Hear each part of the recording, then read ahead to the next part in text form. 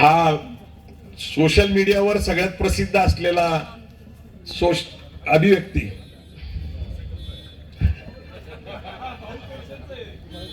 नाही मला माहिती आहे ते चांगलं भाऊ तोडसेकरचं येते, पण तुमचं लक्ष आहे का बघायला पाहिजे ना. म्हणजे लोक काय नेमकं काय असतं माहिती का, की इथं टेस्ट अँड ड्राईव्ह करावं लागतं. अभिव्यक्ती चे रवींद्र पोकरकर साहेब मी लिहून घेतलंय सगळं. तर भाऊ तोरसेकर आपल्या बरोबरीला चालतंय सध्या, त्यामुळं काय पोकरकर साहेबांनी जे धाडसी निर्णय घेतला की बाबा जे काश्मीरमध्ये घडलं त्याच्यानंतर ते स्वतः त्या ठिकाणी जाऊन आले, तिथला अनुभव घेतला आणि त्यांचं जे कथन त्यांनी केलं, खरंच एक वेगळा दृष्टिकोन तुम्ही मांडला आणि एक वेगळा अभ्यास मांडला. आणि देवा झिंजाड 3 चुली आणि 1 भाकरी याचं विक्रमी पुस्तकाची विक्री झालेली आहे, त्याच्यासाठी देवा तुझ्यासाठी अभिनंदन. आणि जी भावपूर्व कविता साजरी केली, खर तर मला खूप वाईट वाटतं की अशा प्रकारची जीवनाची व्यथा इथले माणसं जगतात. एकाच वेळेस आमच्याच घरामध्ये जेवण बनवलेलं असतं पण जेवलं जात नाही आणि बाहेरून ऑर्डर मागवली जाते, अशी परंपरा आता सुरू झालेली आहे. म्हणजे आमच्याकडे जेवण बनवलं जातं, परंतु सध्या झोमॅटो असेल, ब्लिंकिट असेल किंवा आता जे सगळे नेटवर्किंग झालेले आणि त्याच्यामुळे सहजपणे हवी ती गोष्ट 10 मिनिटात 15 मिनिटात घरी पोहोचायला लागली. अशा काळामध्ये ज्या वेळेस की अन्नाची नासडी होत चाललेली आहे, अन्न व्हायला चाललंय, अशा वेळेस एका अर्ध्या भाकरीची कविता तुम्ही म्हणून दाखवली आणि आम्हाला परत एक संवेदनशील जीवन जगलं पाहिजे अशी देवानी जी कविता म्हटली, त्याच्यासाठी देवा म्हणजे माझा शब्द नाही येत, धन्यवाद वगैरे म्हणणं पण बरोबर नाही, कारण ती एक फार प्रचंड व्यथा होती. ज्याला भावना असतात, संवेदनशीलता असतात, टच दिसी त्याच्या डोळ्यामध्ये पाणी नक्कीच आलं असेल.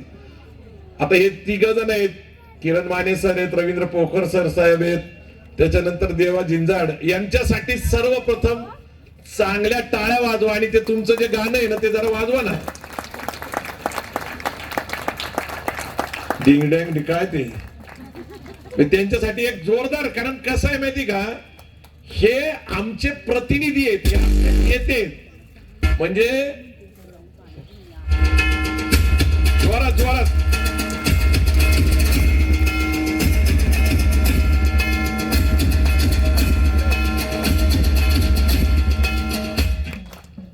मला अभिमान वाटतो या लोकांचा. आणि ह्या लोकांना संभाजी ब्रिगेडचा पुरस्कार देत असताना आम्हाला आमची जबाबदारी सुद्धा कळती. पण मी सर तुम्हाला सांगतो की संभाजी ब्रिगेडचा पुरस्कार घ्यायला सुद्धा धाडस लागतं.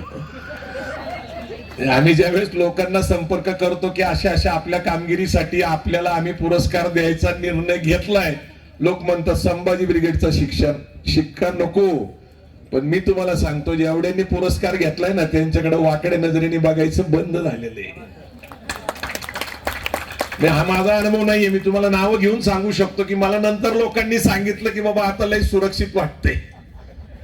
तर एक विचारधारा आहे, एक आम्ही मांडतोय, तुम्ही पुढे नेताय, तुमच्या माध्यमातून लाखो लोकांना अनेक विश्लेषण कळतंय, तुमच्या माध्यमातून भाषणातनं कळतंय, कविता पुस्तकातनं कळतंय. आणि इथल्या सर्वसामान्य माणसाच्या ज्या व्यथा आहेत, अन्न, वस्त्र, निवारा, आरोग्य, शिक्षण, हाताला रोजगार, हा मानवतेचा विषय जर असेल तर ती आमची विचारधारा आहे. ती फुलेंची समता, शाहू महाराजांचं बंधुत्व, बाबासाहेब आंबेडकरांचा न्याय आणि शिवाजी महाराजांचं स्वराज्य आणि स्वातंत्र्य ही आमच्या राज्यघटनेची तत्व, ही संभाजी ब्रिगेडची विचारधारा. जगभरामध्ये एक विचार सुरू आहे, धर्म आणि राजकारण एकत्र येऊ शकतं का?